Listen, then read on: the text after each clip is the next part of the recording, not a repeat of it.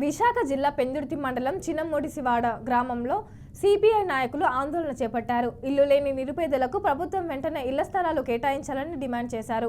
ఈ మేరకు ప్రజల నుంచి వినతి పత్రాలు స్వీకరించినట్లు వారు తెలిపారు. వైసీపీ ప్రభుత్వం నిరుపేదలకు ఇళ్ల స్థలాలు కేటాయించింది గాని అది పూర్తి స్థాయిలో అమలు చేయలేదని పేర్కొన్నారు.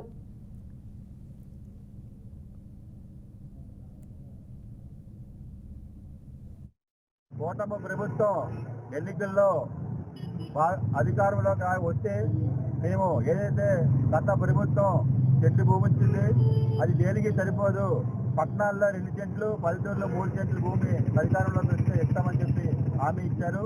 అందులో భాగంగా మొన్న అసెంబ్లీలో కూడా చంద్రబాబు నాయుడు గారు ప్రకటించారు. ప్రకటనలకు పరిమితం కాకుండా వెంటనే మీరు ఏదైతే హామీ ఇచ్చారో ఈ హామీని అంత అమలు చేయాలని భారత కమ్యూనిస్ట్ పార్టీ సిపిఐ ఈ రోజు రాష్ట్ర వ్యాప్తంగా అన్ని సచివాలయాల్లో కార్యక్రమాన్ని చేస్తున్నాం. అందులో భాగంగా చిన్నముద్రవాడలో ఉన్నటువంటి ఈ సచివాలయం దగ్గర పెందుర్తి ఏరియాకి సంబంధించి కార్యక్రమాన్ని చేపట్టాం. ఏదైతే ఎన్నికల్లో ఇచ్చిన హామీని వెంటనే అమలు చేయాలి. పట్టణాల్లో 2 సెంట్లు, పల్లెటూరులో 3 సెంట్లు భూమి ఇస్తూ మీరు 4 లక్షలు ఇస్తామని చెప్పారు. 4 లక్షలు దేనికి సరిపోదు కాబట్టి 5 లక్షలు ఇవ్వాలి.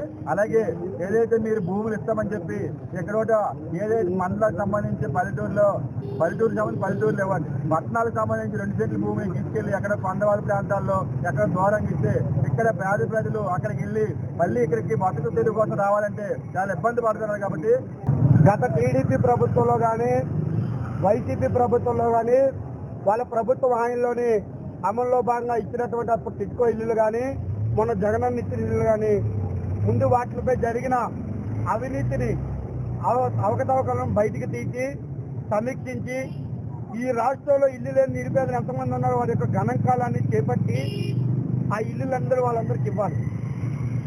రెండవది జగనన్న సమయంలో వచ్చినప్పుడు ఒక భవన నిర్మాణ కార్మికుడు ఉపాధికి దూరంగా ఉన్న మారుమూల ప్రాంతంలో ఇల్లు ఇచ్చారు. కనీసం లబ్ధిదారు అక్కడికి వెళితే పని కోసం రోజుకు వచ్చి 200 రూపాయలు ఛార్జీలు అయ్యే పరిస్థితి ఉండే ఇదిగా విద్యుత్ లేని ఏరియాలోని మారుమూల ప్రాంతంలో ఇచ్చారు. కూటమి ప్రభుత్వం